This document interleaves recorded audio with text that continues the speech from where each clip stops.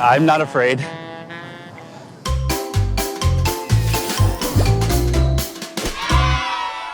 Hi, I'm John, and welcome to 9 to 12. Today, I'm meeting Mr. Yusuf, a third-generation snake charmer, one of the last of his kind in Singapore.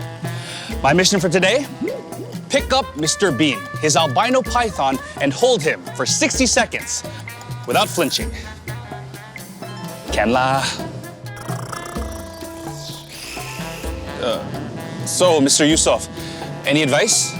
If you're scared or you're nervous, he can sense your fear.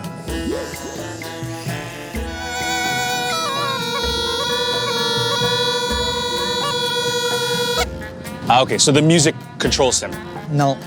No. Snakes are actually deaf to airborne sounds. They're not reacting to the music, they're following the pipes. The music is just for the crowds. Ah, now you know the secret. Ooh.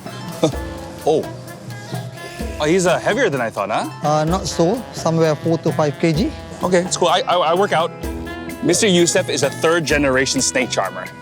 His father used to perform in Tanglin, Hapo Villa, and Sentosa also in the 1970s and 80s. Mr. Yusuf has been performing full-time since 1994. Does this get any easier? For me, okay. But for you, I'm not too sure. Relax. Relax. Relax. Relax. Relax.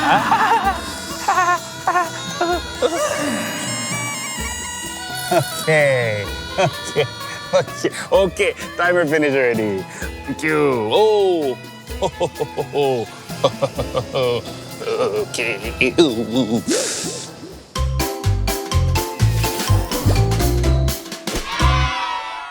Mr. Yusuf has been doing this for over 30 years. His father did it before him, and his father before him. When he eventually stops, the trade stops with him. Snake charming isn't just an act. It's a craft, a legacy, and a living part of Singapore history.